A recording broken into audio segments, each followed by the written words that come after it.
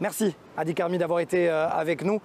Et mon deuxième invité, eh bien, on le disait à l'instant, et Hadi Karmi en parlait, c'est la police, le Yamam particulier, qui était presque le bras armé, la force opérationnelle du Shabak à l'époque, celle qui allait neutraliser, arrêter les hauts terroristes, ceux qui avaient communément appelé du sang sur les mains. Je me tourne désormais, il est à Jérusalem, vers Miki Rosenfeld. Vous le connaissez, il est porte-parole aujourd'hui de la police israélienne. Il était à l'époque bien membre de ce Yamam. Le Yamam, vous le savez, en France, on l'appelle le GIPN, GIGN, sont des forces spéciales antiterroristes de la police israélienne. Première question, Miki Rosenfeld. D'abord, quelle était votre fonction dans le Yamam en plein cœur de la deuxième intifada? Pendant la deuxième intifada qui a eu lieu entre les années 2000 et 2003, j'ai servi au sein des Yamam, l'unité de contre-terrorisme de la police nationale israélienne. Cette unité était impliquée dans des opérations visant non seulement à éviter des attentats terroristes, mais aussi à arrêter les terroristes, empêcher les kamikazes d'entrer en Israël et combattre ces terroristes au quotidien pendant ces 4 années. Quel était votre quotidien, Miki Rosenfeld? Quand vous arriviez à la base du Yamam, il se passait quoi? Pendant cette période qui a été d'une intensité extrême, il arrivait souvent que nous n'ayons même pas le temps de rentrer à la base. Nos unités étaient opérationnelles dans tout le pays et nous devions nous rendre dans des endroits spécifiques qui étaient des points de rendez-vous. Évidemment, nous avions toujours notre matériel sur nous pour pouvoir être opérationnels à tout moment et riposter rapidement. Nous étions toujours prêts à partir, que ce soit à pied ou par hélicoptère, et à atterrir dans des zones définies. Bien sûr, tout ça se faisait dans le plus grand secret. Nous étions en tenue de camouflage et armés. Nous arrêtions les terroristes avant qu'ils ne quittent les territoires palestiniens, mais bien souvent, il arrivait qu'on ne reçoive les indications seulement une fois qu'ils avaient quitté les lieux. Dans ce cas, les délais dont nous disposions pour répliquer étaient très serrés. Parfois, nous n'avions qu'une heure ou 3 heures. Parfois, nous n'avions qu'une minute pour réagir. Et donc, combattre ces terroristes était d'une importance capitale parce que nous étions en réalité en première ligne.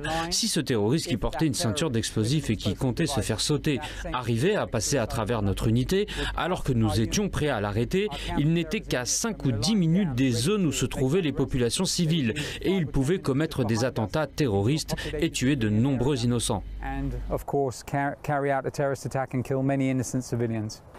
Miki Rosenfeld, quand on est jeune comme ça, quand on a la jeune vingtaine, on pense d'abord à sa famille qui est derrière, qui est à la maison, qui va peut-être monter dans un bus, ou alors on est presque comme une machine et on fait d'abord le travail et ensuite on pense à la famille.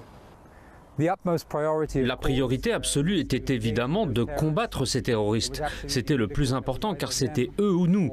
Et ça, nous en étions pleinement conscients. Non seulement avant que nous quittions la zone pour engager le combat contre eux, mais aussi quand nous devions les arrêter, quand ils étaient prêts à ouvrir le feu ou se faire exploser à quelques centimètres de nous. Par conséquent, nous n'avions qu'un objectif en tête, s'assurer de mener à bien l'opération avant toute chose pour pouvoir sauver des vies, même quand la nôtre était directement menacée. Et je gardais à l'esprit que j'allais rentrer chez moi sain et sauf pour retrouver ma famille. Mais je suis intimement convaincu que tout ce que nous avons fait, tout ce que j'ai fait, je l'ai fait pour sauver la vie de nombreuses personnes. Et si c'était à refaire, je n'hésiterais pas une seconde et je referais exactement la même chose aujourd'hui.